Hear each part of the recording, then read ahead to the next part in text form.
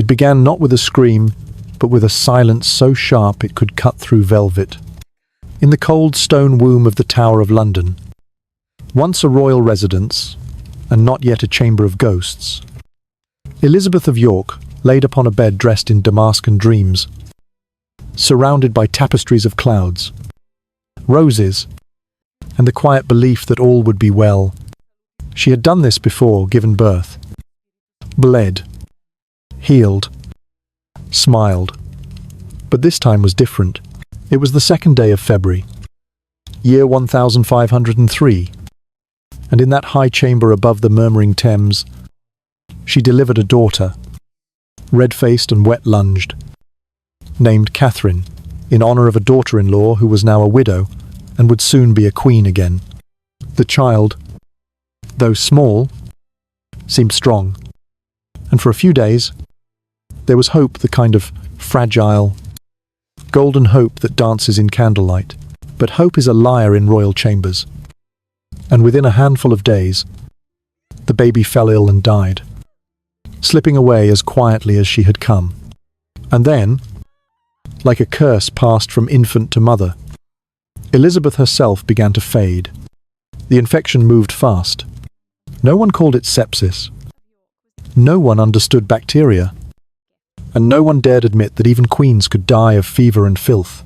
But the blood did not stop, and the warmth turned to cold, and the light left her eyes, even as the tower still glowed with the joy of false celebration. 9 days after the birth, on the 11th of February, her own birthday, Elizabeth of York died, and with her passed the breath of peace that had held the Tudor dynasty together since her marriage ended the Wars of the Roses. The House of Lancaster and the House of York had bled England dry, and her wedding to Henry, crowned after the Battle of Bosworth, had been the bandage across the wound. Now, that bandage had been torn off, and what remained was a king who could no longer pretend to be strong. Henry VII, never known for tenderness, collapsed under the weight of grief. He vanished from his court, retreated into a chamber where no one was permitted to enter, not even his closest advisers. The man who had crossed swords with Richard III, who had outwitted pretenders and exiled nobles, wept like a child, sobs that echoed through stone walls, shocking his household, unnerving even those who had served him for years.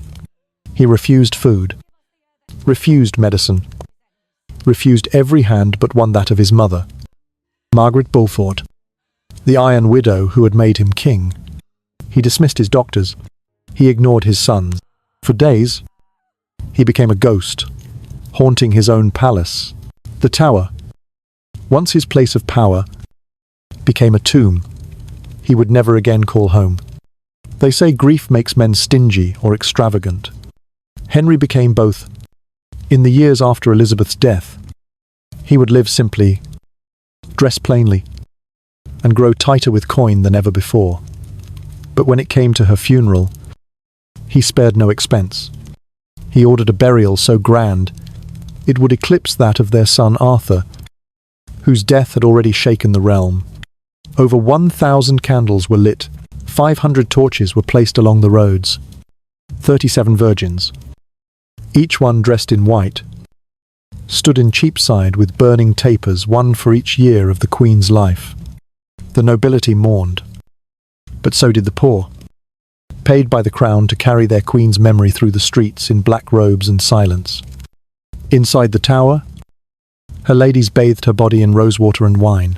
They dressed her in her estate robes, combed her golden hair, placed rings upon her fingers, and a cross upon her breast. Her chamber became a shrine.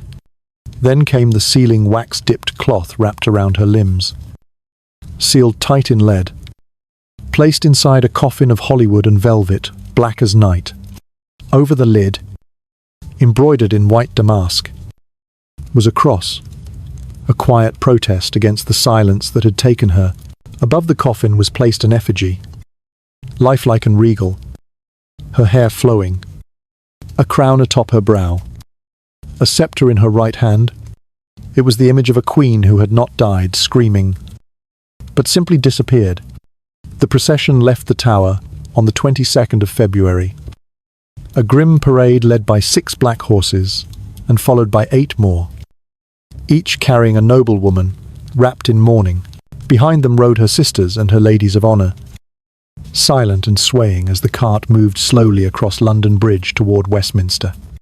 At every church the procession passed. The bells rang out. The streets were silent. Nor cheering, nor crowds. Only the weight of loss pressing down upon the city. Even the sky seemed to hang lower. At Westminster Abbey, where she had once been crowned, and where her body would now return, banners of gold and black hung like final blessings. Her coffin was set before the altar in the Lady Chapel, her effigy staring forward into eternity. That night, as her body lay in state, her sister Catherine hosted a supper of fish symbol of sorrow while outside. Heralds and squires stood guard, their shadows trembling in the light of hundreds of burning tapers. The final requiem, Mass, was spoken by the Bishop of Lincoln. Then the women came, noble ladies offering farewell gifts, small tokens of loyalty and mourning. The cloth was lifted from her coffin. Her effigy was removed. The Bishop of London blessed the grave, and as the coffin was lowered, her chamberlain broke his staff of office and tossed it into the pit, a ritual symbol that his duty to his queen had ended. She was placed between the choir and the high altar, in a vault prepared not for a young woman, but for a legend. Years later, after Henry himself died in the year 1509, Elizabeth was reinterred in a new tomb of white stone and gold. He had spent more on her death than on their heir. He had never remarried. And though 3 more queens would lose their lives in that same tower, Anne Boleyn, Catherine Howard, and Lady Jane Grey, none would be remembered with such bitter reverence.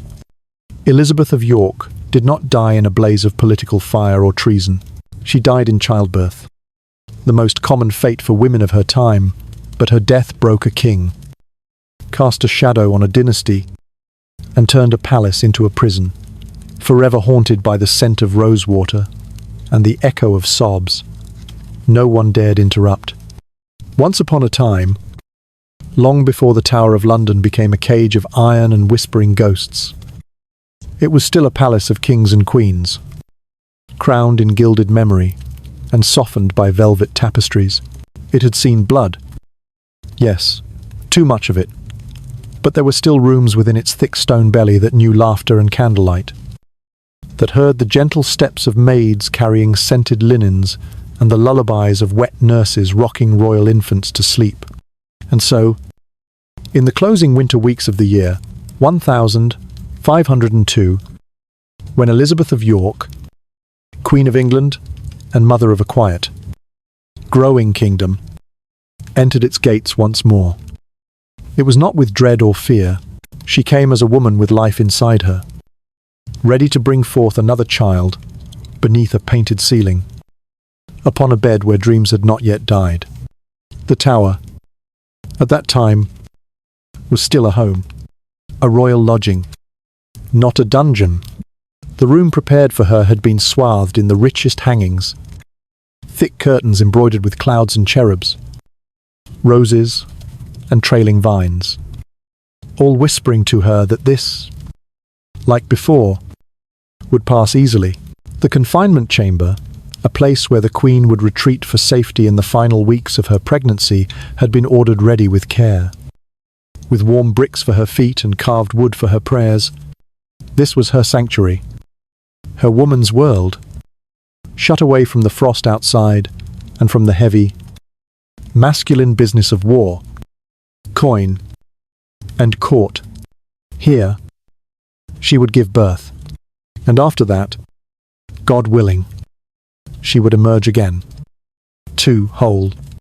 She had given birth before, 2 sons, to daughters. Some had lived, others had not. Arthur, the eldest, had once been the hope of the kingdom, and was now no more than a name embroidered in gold thread on a funeral pall. But Henry remained strong, clever, growing, and little Mary too. with her quiet eyes and solemn frown.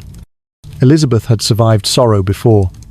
She had learned how to smile with a broken heart, but this time felt different, and no one dared to say it aloud. She was not as young as she once was. Her body had known strain. Still, she prepared, as queen must. The pains came in the night, a quickening rush, hot water brought, sheets folded back, midwives whispering like bees in a darkened hive. No men were allowed, not even the king, especially not the king. This was the realm of women and saints. The child emerged red and wet and tiny, and the queen gasped as life spilled from her into the room. The baby was a girl. She was named Catherine, after her daughter-in-law who now sat in widow's weeds. It was a kind gesture, full of meaning. Catherine was small, but she cried. She moved, and the queen, pale and weary, smiled with quiet relief. But within a day, the child began to fade. She would not feed. Her colour drained like wine from a broken cup. There was no medicine strong enough, no prayers loud enough, no hand steady enough to stop it. The baby died before her name could be sung in the great chapels, or sewn onto a christening gown, and as the child left, the queen began to fall too. No one knew what it was not in those days. They called it childbed fever. Some said it was the queen's strength slipping from her after so many births. Others whispered about sin, about punishment, about fate. But it was none of those things. It was infection, the slow, invisible rot of dirty hands, reused cloth, and bleeding wounds left open too long. Her belly swelled with fever, her skin turned to ash, and her breath came in rattling gasps. She was dying, no longer the Queen of England, only a woman in a bed that once promised life. And when she died, it was not with screams or struggle. It was quiet, gentle, like a thread being snipped in the candlelight. On the 11th of February, which should have been her birthday, Elizabeth of York slipped into death, and the tower that had once felt like home began its transformation into legend. The moment the king was told, something in him collapsed. He did not speak. He turned from the messenger. He walked, not to his throne, not to his council, but to a room with no windows. And there he stayed. The court did not know what to do. Henry VII had never been a man of great softness. He had ruled with caution, with calculation, but now he refused to eat, refused to change clothes, refused to allow anyone into his silence except his mother, Margaret Beaufort, whose grip on her son was the last thread connecting him to the world. And while he vanished, preparations began. The Queen's body had to be washed. Her hair, still golden in death, had to be brushed and perfumed. Her skin was rubbed with rosewater and wine. Her limbs were wrapped in cloth, dipped in hot wax, each layer sealed like a secret. Her body was closed inside a leaden tomb, then placed in a coffin of Hollywood and covered in black velvet, marked with a white damask cross. Her ladies stood beside her in silence. Her children were brought in to say goodbye. The chamber grew darker, the tower grew colder. No one spoke of joy anymore. The day of the vigil came first. Hundreds of candles were lit. The Queen's coffin was carried into the chapel of St. Peter ad Vincula, where the floor itself had once drunk the blood of traitors. But for Elizabeth, it was made sacred. Her sister Catherine stood beside her, the chief mourner. She did not weep. She only watched, for hours, as Mass was said again and again. Outside the chapel, black cloth lined the windows. Inside, the air was thick with incense and grief. For 3 nights, the vigil continued. The coffin never slept alone. 6 ladies of the Queen's household stood watch, changing shifts as the wax dripped lower. At each hour, a prayer. At each bell, a bow. There were no songs, only the murmuring of Latin, and the rustle of silk skirts against cold stone. Outside the tower, London was already changing. Word of the Queen's death had reached the people, and grief spread like fog. Plans for her funeral began to grow larger, not because Henry asked for them, but because no one knew how else to show sorrow. The king remained locked away, emerging only to approve the grandest gesture, a procession to Westminster, more majestic than any England had yet seen.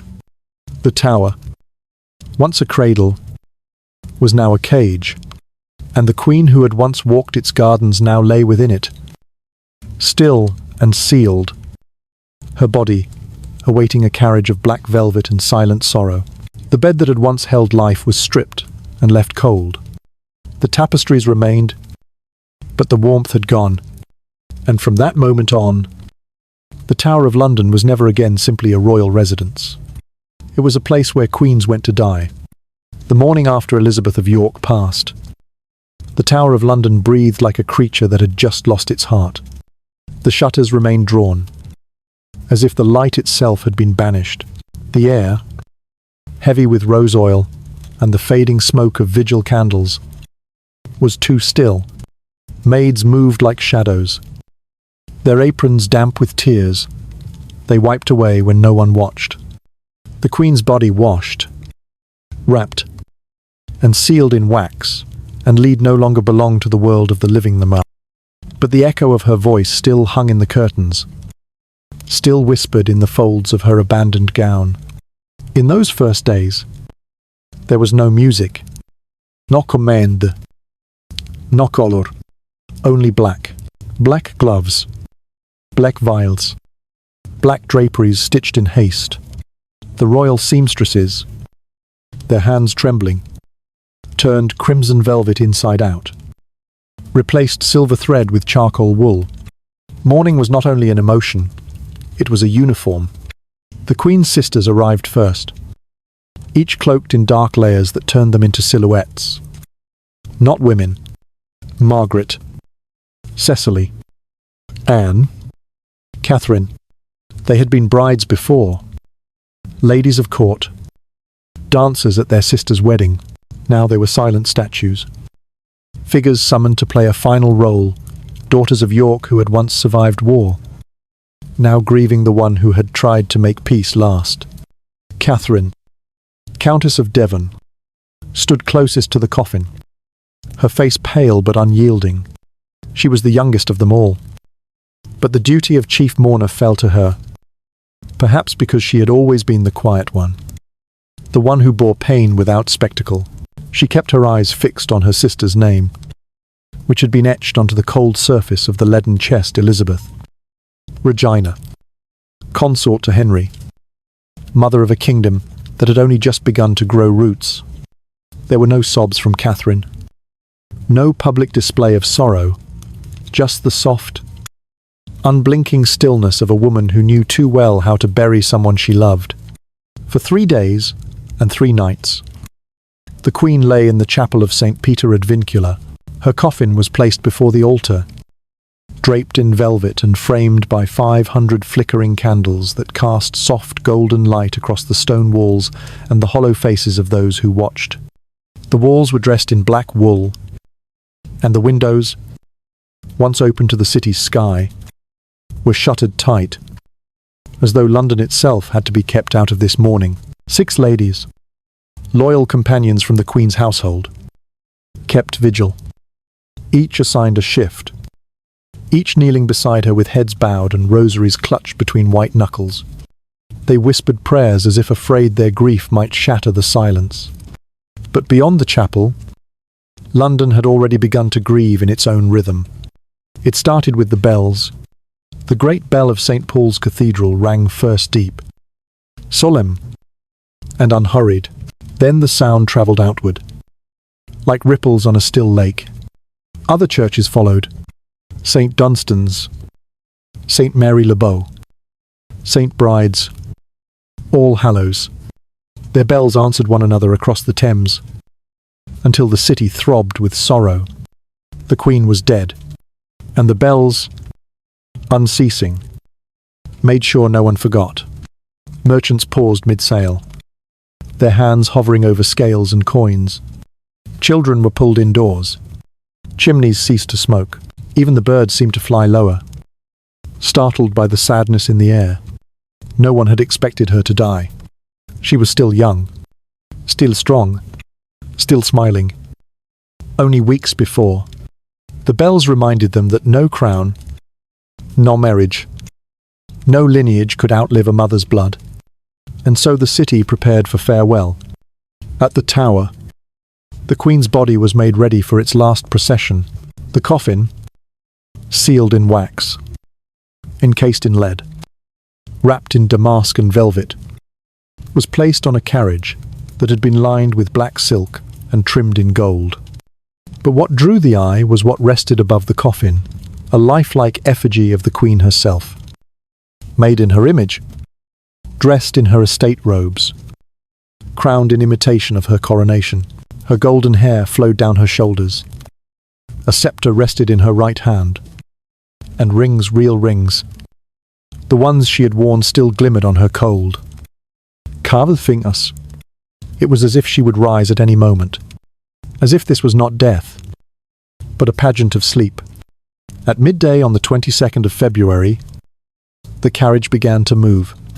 The gates of the tower opened slowly, creaking beneath centuries of weight, and the people of London, already gathered along the route, fell silent.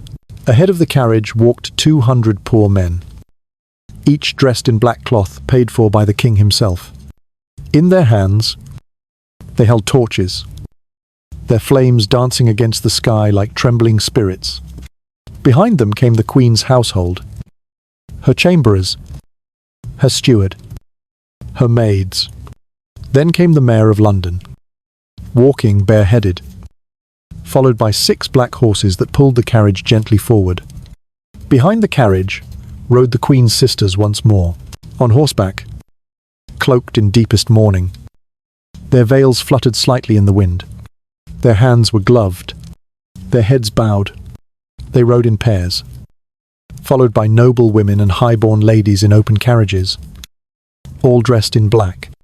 There were no cheers, no shouts, only the shuffle of boots, the snort of horses, the crackle of torches, and the constant hum of bells, still tolling as if the city had forgotten how to stop. Along the route, banners had been hung. Some bore the Queen's personal motto. Others displayed the Tudor rose twined with the Yorkist white symbols of unity now veiled in black. In Cheapside, the Lady Mayoress had organised a gesture both strange and beautiful. 37 virgins, one for each year of Elizabeth's life, stood along the path, dressed in white linen with wreaths of green upon their heads. Each held a burning taper. Their faces were solemn. But, as the coffin passed, they lowered their candles in unison, a living gesture of purity and parting. Churches along the path were draped in black. As the cortege passed, each church rang its bell once, then fell quiet again. Behind shuttered windows, children peeked. Behind tavern doors, drink was paused. Behind the lace of mourning hoods, eyes brimmed with tears.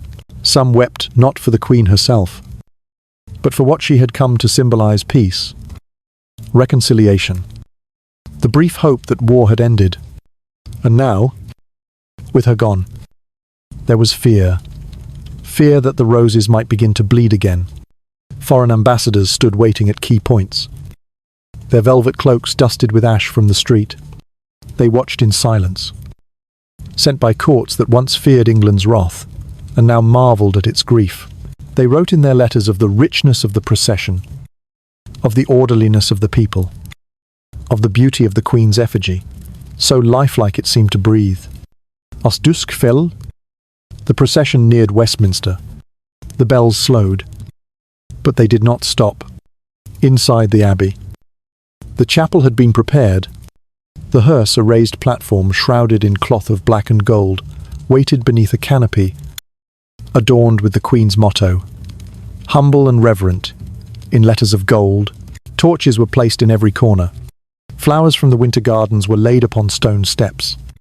Her body would rest here through the night, before the final mass, the final offerings, the final goodbyes. And still, the bells rang. Some say the ringing continued until morning. Others say the sound lived on in dreams, long after silence fell. But what no one denied was that the bells, in their unbroken sorrow, became more than sound. They became memory. They marked not only the passing of a queen, but the end of a certainty. For even though the tower had given life, had held the queen within its stone embrace, had watched her cradle, her last child, it had taken more than it gave. And now, with every tolling chime, the city remembered that even the softest hands, even the gentlest queens, could disappear like candle smoke. And in the quiet that came after, as the torches guttered low and the crowds began to thin, there remained only the sisters in black, still standing, still waiting, still listening for a bell that might, someday, bring her back. By the morning of the 22nd day of February, in the year 1503, all of London had fallen into step with death. The bells that had rung for days now softened to a slower toll, as if exhausted by grief, and the city itself moved with reverence, its heart heavy under mourning cloth. Somewhere between the River Thames and the black-draped arches of Westminster, a queen waited to take her final journey, not with breath, not with footsteps, but beneath a crown that no longer warmed to the skin, upon a velvet-covered coffin that bore her name in silence. The coffin had been made with care too meticulous to speak aloud. Within it, wrapped in cloth, steeped in beeswax and perfumed with roses and wine, lay the still body of Elizabeth of York, Queen Consort of England, Mother of Kings, Daughter of War. She was no longer young, but she was not meant to be gone. Her passing had stunned a kingdom, but it was the ritual that followed, planned not in haste, but in haunted love, that would become the longest, slowest goodbye ever offered to a woman who never demanded grandeur. It began not with movement, but with waiting. In the shadowed sanctuary of St. Peter ad Vincula, the coffin had rested through nights, lit by 500 candles. The chapel had taken on the weight of a tomb, its walls darkened with black velvet, its windows closed to daylight, as if sunlight itself was too bold to enter. At her feet, her effigy stood in likeness, clad in her coronation robes, scepter in hand, golden hair flowing in carved waves. It was not her, and yet it was enough to make the women around her bow their heads in quiet awe. This was not a corpse.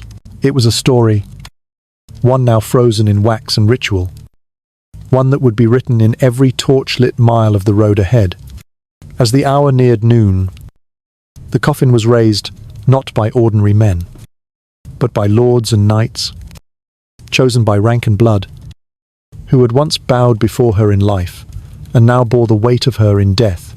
The cart had been lined in black velvet, embroidered with the white rose of York and the red rose of Lancaster, stitched together in gold thread, as if the union that began with her wedding still meant something sacred.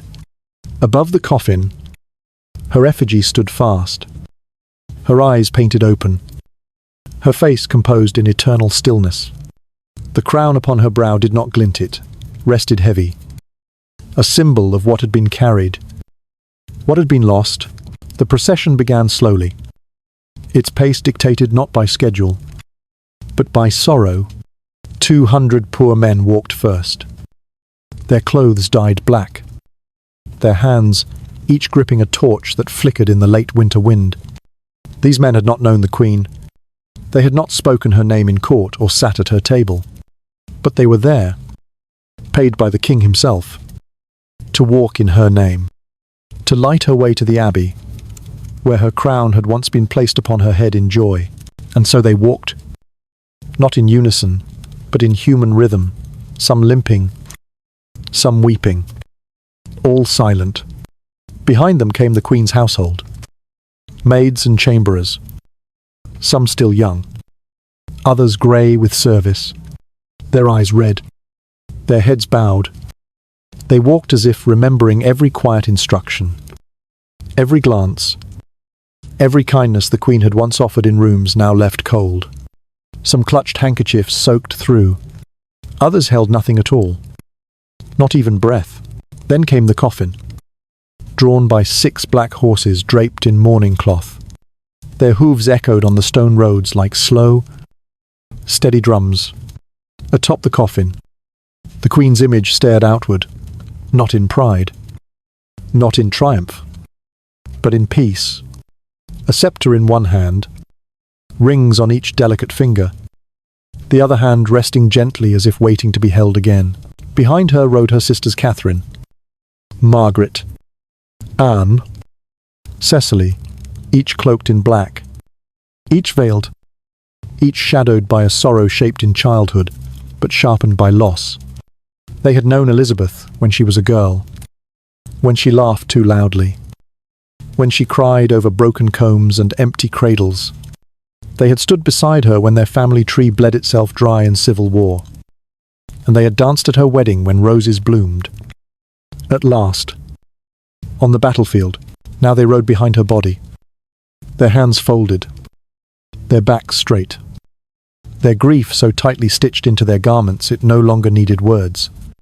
The city, once so loud, fell into the hush of reverence.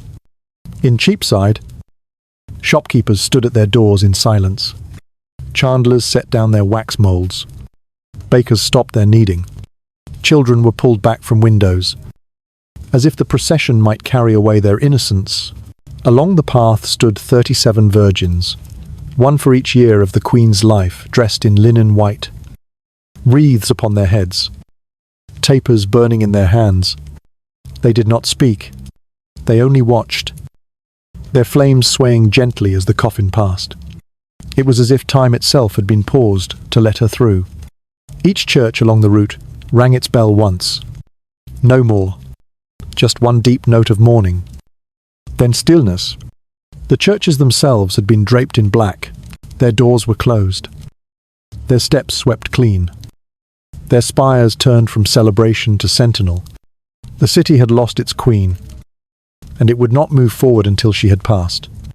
Guilds stood in ranks, their members dressed not in colours of trade, but in mourning. Nobles watched from balconies. Foreign dignitaries stood beneath windows. Even the wind seemed to hold its breath. And everywhere, always, there were the bells, not loud, not frantic, but constant. They rang in the distance like the slow breathing of something ancient, something wounded, something wise. By the time the cortege reached Westminster, the sky had begun to darken, not from rain or storm, but from the quiet folding of evening upon a world that had carried grief too far for too long. The abbey had been prepared. Within its great stone ribs, a hearse waited, covered in cloth of black and gold, trimmed with her motto humble and reverent, words chosen not for grandeur, but for truth. There were no trumpets. There were no proclamations. Just the steady rhythm of steps, the rustle of cloaks, the sound of wood upon stone. The coffin was placed upon the hearse. The effigy was lifted down and set beside her. Torches were lit. The chapel glowed, and then the doors were closed. Inside, the Queen would rest for one final night before the Mass, the blessing, the interment. But outside, in the quiet hush of a city that had just walked behind its Queen for the last time, the people did not move. For a long while, they remained heads uncovered, hands clasped, eyes fixed upon the doors that had swallowed her. Some wept openly, others whispered prayers, and some said nothing at all, because there are some goodbyes that language cannot carry. And in that moment when a crown sat cold atop an image, when black horses stood still, when the bells finally ceased and left, only silence behind the city knew that something had ended. Not just a life, but a kind of gentleness, that had once held together a fragile peace. Elizabeth of York had not led armies. She had not written laws. But she had bridged two worlds. She had mothered kings. She had stood between fire and fury and held it still. And now she had gone, but her coffin had worn a crown. And London would remember. They had stood waiting before dawn. The 37 of them, arranged not by chance but by intention. A quiet human offering drawn from the city's daughters, each one chosen to mark a single year of the Queen's life. No one remembered the names of all 37 girls. That was not the point. What mattered was what they represented, not wealth, not power, but purity, sorrow, and the aching weight of remembrance. Their linen dresses were white as snow, untouched by dye or jewel, simple in shape, but woven with care. Upon their heads, circlets of green leaves had been laid, not gilded crowns, but wreaths made from the breath of gardens, gathered by quiet hands in quiet places. In their fingers, each held a taper of beeswax, lit one by one. The flame passed along their line like a whispered promise. We will remember you in light. They stood still in Cheapside, as the bells of St. Mary Le Bow tolled in slow procession with the Queen's coffin. The air was damp, not with rain, but with the breath of thousands gathered in silence. The streets were lined with black cloth. The shutters of shops and homes had been pulled closed. The people of London, noble and common alike, had agreed without being told that no sound should rise above the hooves of the mourning horses and the soft drag of velvet upon stone. The virgins did not move. They did not cry. They held their candles aloft as the Queen passed them, watching not her body, but her likeness. That pale effigy dressed in regal robes, wearing her crown and holding her sceptre, as though she were floating in sleep, not sealed in lead. No one had asked for such a ritual. No law had required it. But the Lady Mayoress of London had arranged it nonetheless. Quietly, with a mother's heart and a patriot's pride, she understood that grief did not belong only to those born with titles. A queen who had soothed the civil wars, who had brought York and Lancaster into the same house, deserved more than the weeping of courtiers. She deserved the stillness of daughters, the silence of young lives, not yet wounded by childbirth, by betrayal, by the weight of a crown. And so the 37 virgins stood as the Queen passed, a human garland to thread her memory through the city she had loved. The Queen's motto had always been simple, humble, and reverent. It had never changed from the day of her coronation, when she had walked barefoot into Westminster Abbey, beneath an arch of Tudor roses and trembling candles. She had chosen those words not because they sounded grand, but because she believed them in a court thick with ambition and flattery. Elizabeth of York had been a steady quietness, a presence known not for declarations but for gestures, an extra cloak placed over a child's shoulders, a kindly word to a nervous servant, a letter answered in her own hand, instead of passed to a scribe. Humble and reverent, they were stitched into her banners, etched into her prayer books. And now, written in gold thread, they hung above her coffin as it passed beneath the carved arches of Westminster. Inside the abbey, the air was warmer. Hundreds of candles had already been lit. Tapers flickered against the ribs of the great stone ceiling. On the floor, black cloth muffled every footstep, laid out like a road to eternity. Her hearse, a raised platform beneath a canopy, was waiting. It had been covered in cloth of gold, embroidered with her emblems, the white rose of York and the Tudor portcullis. Joined not just by politics, but by a woman's womb. In each corner stood a torch-bearer, their arms steady, their faces solemn, casting tall shadows that reached up like branches. The Queen's coffin was gently lifted and placed atop it. The effigy was not removed. She would lie in state, as she had lived in court, dressed in dignity, guarded by silence, watched over by women who knew how to mourn without collapsing. Her sister Catherine remained close, as she had from the beginning. She did not leave the Queen's side, nor did she allow herself the softness of weeping. Her face was calm, composed, like stone worn smooth by the sea. She watched as knights, heralds, and household guards took their places around the coffin. She nodded once when the great black drapery was unfurled from the vaulted roof, a final shroud for the living to walk beneath. She sat beside the Queen's ladies for the supper of fish that followed a fast-day meal taken not in celebration, but in sacred observation. As they ate, no one laughed. No silver clinked against pewter. The Queen's place at table remained empty, its plate untouched, her napkin folded with care, as if she might yet return. That night, as London slept, the Abbey did not. Over 1,000 candles remained burning. Squire paced. Heralds stood vigil.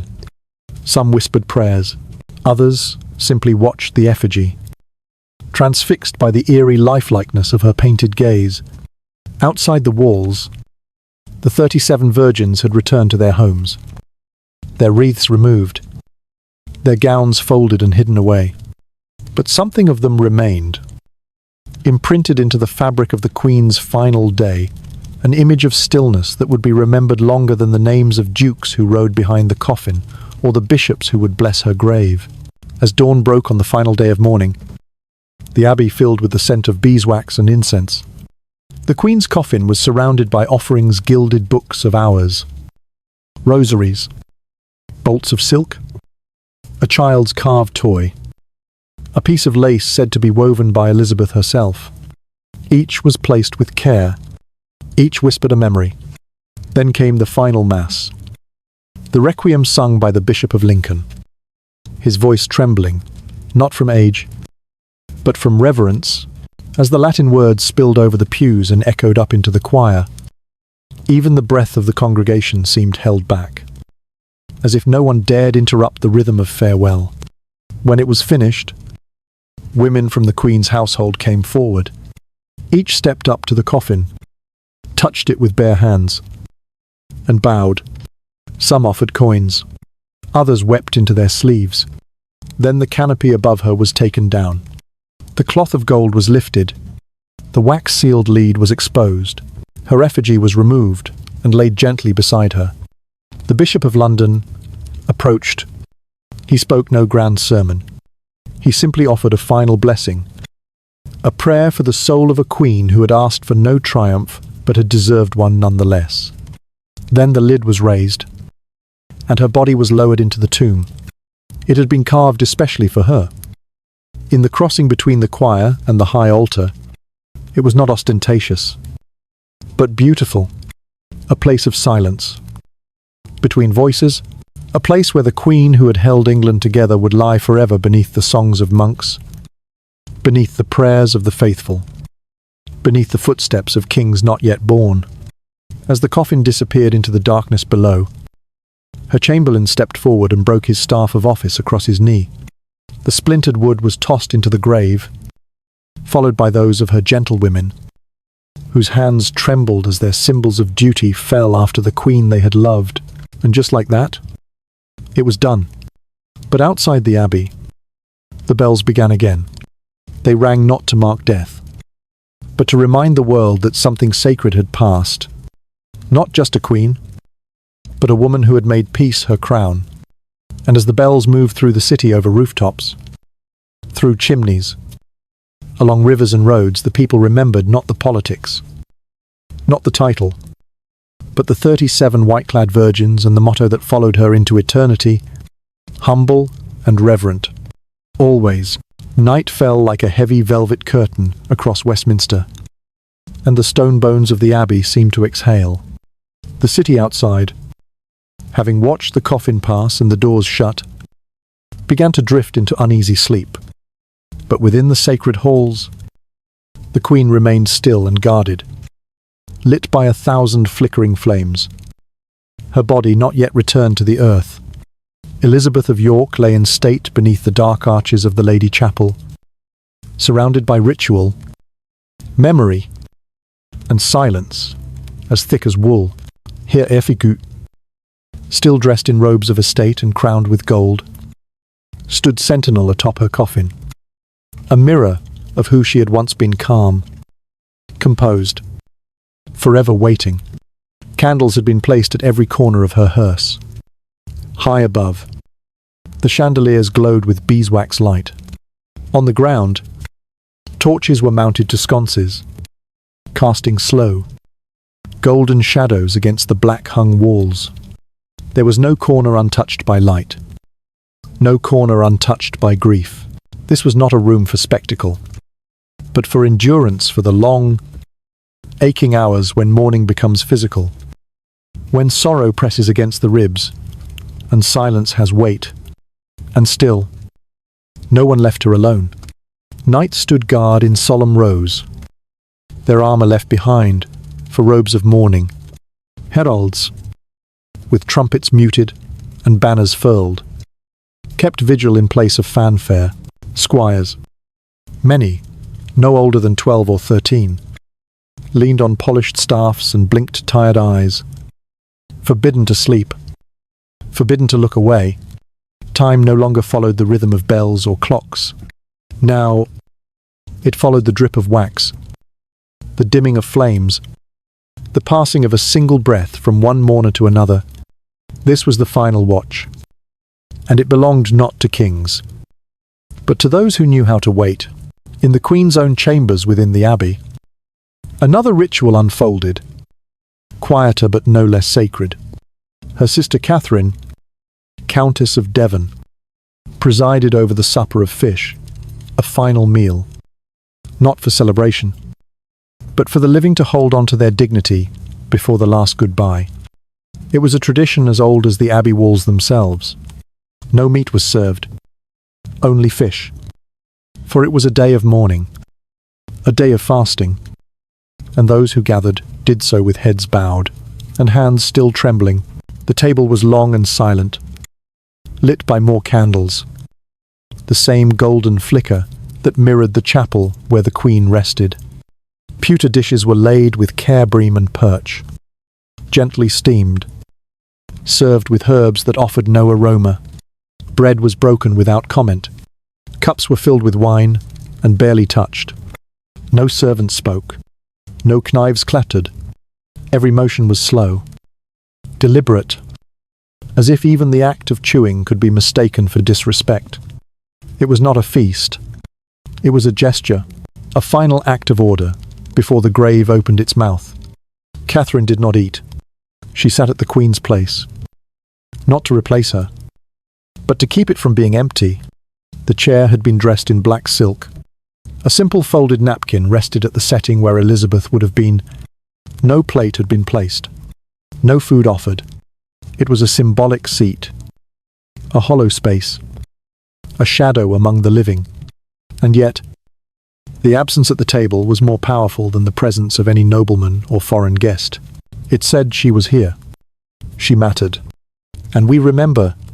The women of the Queen's household sat together, eyes red from sleeplessness.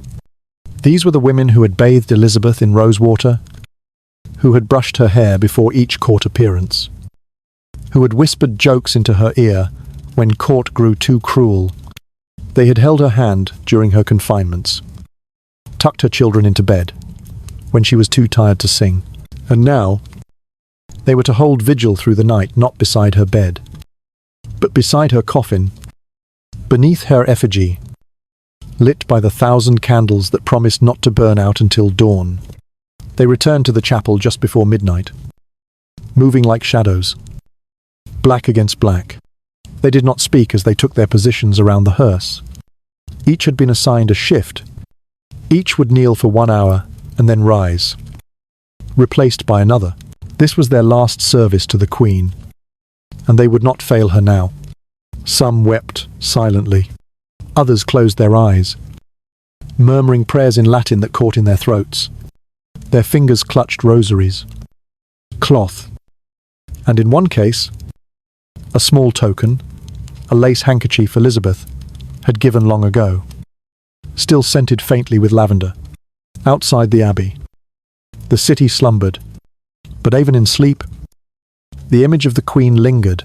Some dreamed of the procession, of the 37 virgins and the torchlit roads. Others dreamed of a golden-haired effigy rising from the coffin and speaking words no one could remember upon waking. The bells had ceased at sunset, but the silence they left behind rang louder still. In Cheapside, the wax from the day's candles remained melted on stone. In the tower, the room of confinement stood empty, its fire long extinguished, and in the palace, the king had not been seen. Henry VII had retreated once again, refusing audience, refusing comfort. His chambers were dark, his voice unheard. Only his mother, Lady Margaret Beaufort, was permitted to cross his threshold. Those who listened at the doors heard nothing but the sound of pacing. The man who had once led armies now could not bring himself to lead his grief. It was as though the death of his wife had cracked open the old wounds, the battlefields, the years of running, the blood of princes in the snow. He had lost his queen, and in doing so, he had lost the part of himself that knew how to rule with warmth. Back in the abbey, dawn began to creep behind the stained glass windows, casting pale lavender light across the stone floor. The candles still burned, though many had shrunk low. Their wax pooled at the base of golden stands. The knights had not moved. The heralds still watched. The women still knelt, though their limbs ached and their eyes stung. The hour of final mass was near, but for a brief moment between darkness and day, between silence and song, the chapel was suspended. The Queen's effigy glowed softly, her painted lips unmoving, her carved eyes open. The golden embroidery on her gown shimmered. The scepter in her hand remained steady. It was as if the candles themselves were not burning down, but up toward something, or someone, not visible to those who stood below. And then the bells began again. One, then another, a slow, solemn toll to signal that the time had come. The Mass would begin, the offerings would be made, the Queen would descend into the earth. But those 1,000 candles lit in sorrow, lit in honor, had kept her company. They had warmed the chill of stone. They had lit the faces of mourners who could not speak. And for a single night, they had made it impossible for death to feel like absence. Elizabeth of York had not died alone. She had been carried through the streets by torchlight. She had been watched by sisters, daughters, strangers. She had been remembered by virgins in white, and honored by women in black. And through the long night of vigil, she had been guarded not by kings, but by those who knew her in her quietness, in her mercy, in her dignity. The supper of fish had ended. The candles had burned, and now the sun would rise. But the Queen, the first of the Tudor women to bleed and be buried in silence, would not rise with it. She would rest, and the bells would ring again. Morning in Westminster had never felt so slow. Not even the sun dared rush across the pale-stained windows of the abbey, as if the sky itself had been warned to walk gently, to let the final hours of farewell unfold without haste. The air inside the great church was heavy with the perfume of extinguished candles, beeswax and rose, incense and ash.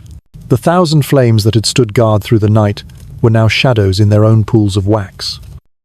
Their light passed on to memory, and on the dark draped hearse, in the crossing between choir and altar, the coffin of the Queen still waited.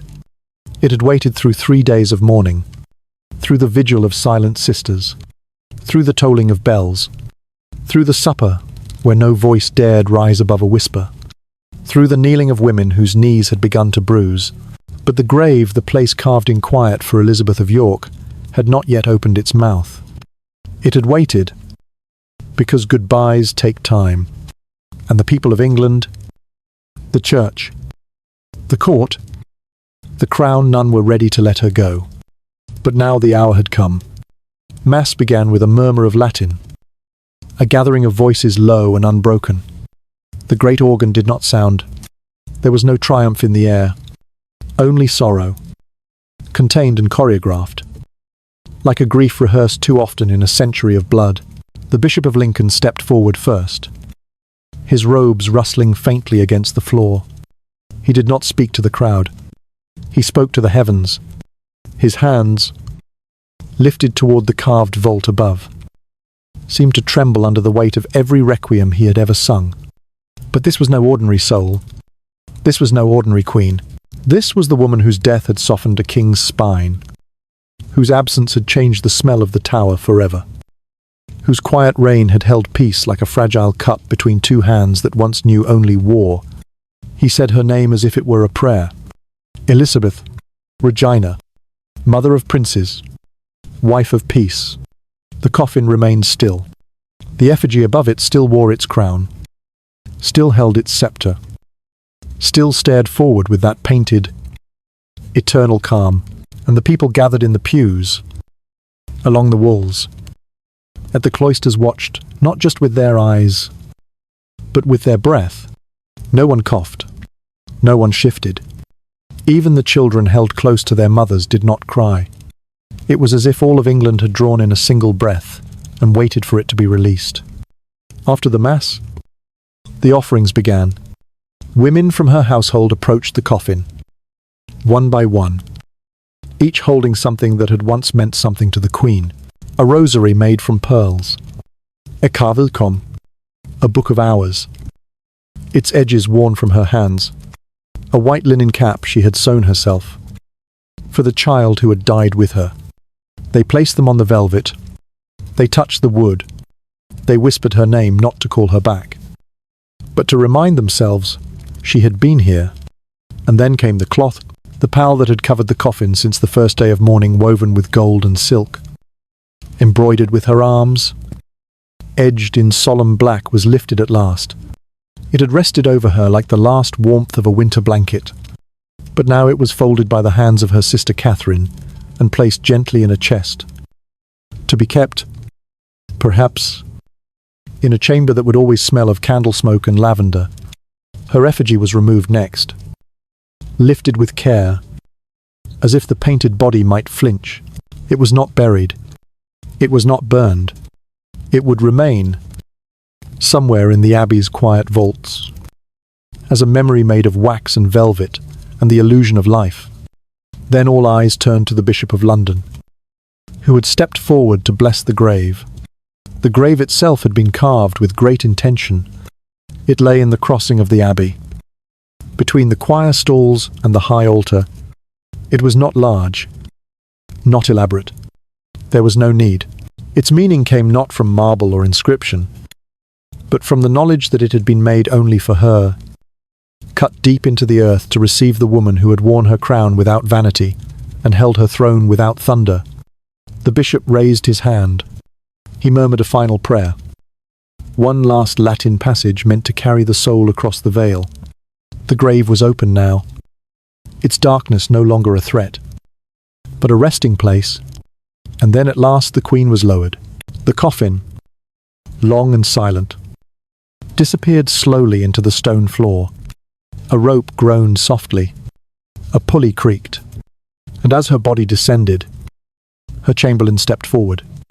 In his hand, he held his staff of office, once the symbol of his authority in the Queen's presence. Now, it was nothing but wood and duty. Without hesitation, he snapped it in two. The sound cracked like a small bone breaking, and he threw the pieces into the grave. Others followed. Her gentlewomen, some choking back sobs, broke their own staffs and tossed them down into the darkness. It was the final act of service. Not poetry, not praise, just the ending of roles. The final gesture of lives that had orbited hers like moons around a quiet sun. When the lid was laid over the tomb, it was not with ceremony. It was with care, stone on stone, the sound of finality. But even that did not break the silence. No trumpet sounded. No herald cried out. Only the breath of those who had loved her was heard, and even that was ragged and uncertain. There would be no monument. Not yet. That would come later. After Henry himself had died, when a new tomb would be carved, and her bones would be gathered and moved to lie beside his pride. But for now, she slept in the earth beneath the abbey floor, hidden beneath the feet of those who would never know her, but who would pass over her name etched in brass. And pause. Perhaps, for a moment, the choir sang then not loudly, not sweetly, but low and trembling, a final hymn, not for victory, not for salvation, but for rest. Requiem aeternam, dona eis. Domin grant her eternal rest. O Lord. And as the final note faded into the old stone ribs of the abbey, the mourners began to drift away. Some knelt once more before they left. Some kissed the stone floor. Some turned their backs quickly and walked out into the pale London light, where spring had not yet dared return. The Queen was gone. Truly gone. The Tower would never again house a queen in joy. The Abbey would never again echo with her voice. The palace would never again prepare her chamber. The king would never again open his heart. And the city grey, solemn, changed, would never again belong to her. But beneath the choir, in the earth, in the place where bells had once rung and candles had burned through sleepless nights, the Queen of England now lay, not as a legend, not as a relic, but as a woman, Elizabeth, wife, mother, sister, healer of wars. And the grave had waited just long enough for the world to understand what it was losing. After the grave was closed, and the mourners had gone. After the bells had stopped, and the black cloths were folded, and the abbey returned to its careful quiet, the world tried to move on. London, always impatient with grief, turned slowly back to trade and noise. The markets filled again. The churches resumed their daily hours. And the streets that had once held 37 virgins with tapers now carried bakers with baskets and boys chasing dogs. But in the palace, time did not move forward. In the heart of the court, a great silence remained.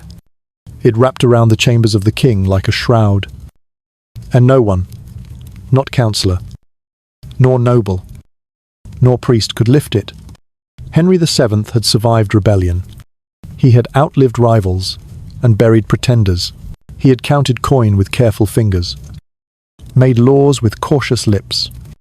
He had lived, some said, without warmth until Elizabeth of York had softened him. And now that she was gone, the man who had been shaped by suspicion and tempered by war became something even colder, a man who had no reason to hope. Her death did not drive him mad. It did not make him cruel, but it unstitched him from the world he had ruled. He did not remarry, though urged by those who feared for the succession. He refused every match, foreign or English, noble or strategic. No new queen ever took Elizabeth's place. Her rooms remained untouched. Her tapestries faded where they hung. Her prayer book was left upon her bedside table, a silk ribbon marking the final psalm she had read. It was said that in the first month after her death, he wandered into her chamber late at night, sat at the foot of her empty bed, and fell asleep there, waking in the cold and refusing to explain his absence to anyone but his mother, Lady Margaret Beaufort, who had made him king, remained his only counsellor in those days. She watched over him with the hard-edged love of a woman who had buried her own youth in pursuit of power. She said nothing of his mourning. She made no speeches, but she ensured that the Queen's memory would be guarded with dignity. She ordered masses to be said. She ordered the Queen's gowns to be preserved, not given away. She ensured that nothing of Elizabeth was discarded, not even her sewing needles. Grief, for Margaret, was expressed through order. But for Henry, there was no such clarity. He shrank from colour. He shrank from ceremony. He grew thinner, his movements more withdrawn. He who had once overseen the weighing of every coin, the keeping of every seal, now ignored reports, scribbled only short answers in the margins of letters, and often retreated into prayer not with fervour, but with exhaustion. It was said he began to fear illness more than before, not because he feared death, but because he feared dying without seeing her again. Years passed. His son Henry, the boy with the bright eyes and long legs, grew into a prince who hated silence. He hunted, danced, laughed too loudly, wore colours that burned like fire. The court turned toward him like sunflowers to sunlight, eager for something that still moved, still breathed. But the king watched from a distance. He no longer joined the hunts. He no longer attended feasts. Only on one day each year did his voice take on something close to the strength it had once known the anniversary of Elizabeth's death. On that day, the chapel was filled with black. The bells were rung. The choir sang the same mass. The candles were lit again, though not 1,000. Only 12. The number of the apostles, the number of years he had called her his. And when the mass ended, the king sat alone in the gallery, beneath the carved vaults, and wept, not as a monarch, but as a man who had lost the only person who could quiet the ghosts inside his crown. He lived on, as king's law. He continued to rule, to sign edicts, to receive ambassadors, but never again did he smile without effort. Never again did he walk the gardens without pausing where she once paused. Never again did he let his own heart speak before his crown. And when his own body began to fail him slowly, then all at once he did not ask for physicians. He asked for the plans for her tomb. For though she had been laid in the abbey beneath the choir and the altar, her resting place was plain. Unforgettable. There had been no time. The king had delayed the monument. He had said he could not look upon it, but as his own end crept closer, he began to study stone once more. He summoned masons. He summoned artists. He summoned the whispers of his own heart. And he began to design. He did not want excess, but he wanted beauty. White stone, not gold. Latin carved clean, not crowded. A shared tomb, where they would lie side by side, not as ruler and consort, but as husband and wife. He chose a design where their hands would be folded, where their faces would look forward, where the crowns on their heads would match. Beneath them, angels. Around them, prayers. The tomb was completed after his death, in the year 1509, when his son, now King Henry VIII, carried out the work with more splendour than restraint. The tomb stood in the Lady Chapel, now called the Henry VII Chapel, and it became one of the most beautiful in all of England. Black marble beneath, gilt bronze above, and beneath it all, in a sealed chamber, never seen again, 2 coffins, one of lead, one of wax, one of a man, one of a woman, and there, side by side, they rest still. The king who once ruled with coin and caution, and the queen who once healed a kingdom by the quiet beating of her heart. People do not come to weep there now. Centuries have worn the steps. The Latin has softened under time's fingers. The walls no longer echo with bells or choirs. But when the morning sun finds the bronze once more, and catches the folds of the queen's carved gown, there are moments when the stone almost glows, and if one listens very carefully, one might almost hear a name, not shouted, not sung, but spoken with the breath of someone who still remembers. Elizabeth. She never ruled alone, but she never had to. Sometimes history forgets the quiet ones, the women who do not raise armies or light wars, the ones who do not write their names in thunder, but only in thread and parchment, in lullabies and handkerchiefs, in the warm hush of rooms where power does not reach. But Elizabeth of York was not forgotten, not entirely, not by the stones that held her breath. not by the bells that mourned her longer than most kings, and not by the sun who laid her to rest twice, once in sorrow, and once in bronze. She had been born into war, into a house that wore white roses like armor, and watched its sons vanish into shadow. Her father had been killed, her brothers lost, her crown erased by the turns of a battlefield, and yet she endured. She stitched herself into survival, thread by thread, learning how to bend where others broke. She became a wife to her enemy, a mother to a dynasty, and the breath that cooled a fevered nation. She did not write the laws, but she steadied the men who did. She did not seek glory, but she stood at the heart of it, calm and crowned, a still point in the churning sea of Tudor ambition. And when she died, not in battle or betrayal, but in childbirth, bleeding in silence, beneath rose-hung tapestries in the Tower of London, the world noticed. The world stopped, not because she had ruled it, but because she had held it together. There was something in her loss that echoed louder than rebellion. She had been the bridge between wars, the rose that healed the thorns, and when that bridge fell, when that rose withered in winter, the echo carried for years. In the weeping of bells, in the folding of black cloth, in the broken staffs and the torch-lit faces of women who had once combed her hair and now could only kneel beside her coffin, Elizabeth did not roar. But she remained, in her daughter's gentleness, in her son's tomb, in the shape of English peace that tried, however, briefly to follow her. We remember Anne Boleyn, because she screamed.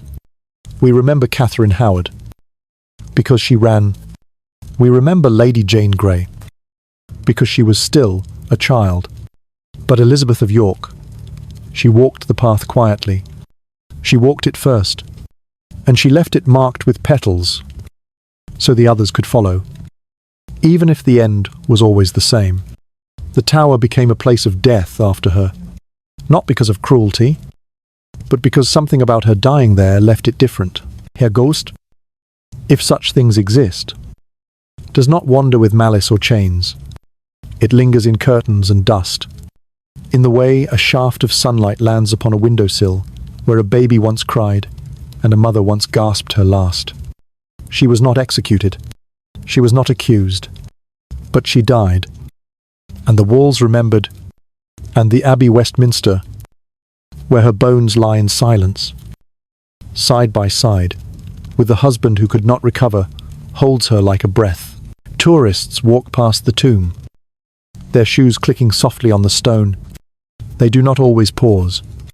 They do not always read the brass letters, but the light touches her name in the mornings, and the choir still sings above her.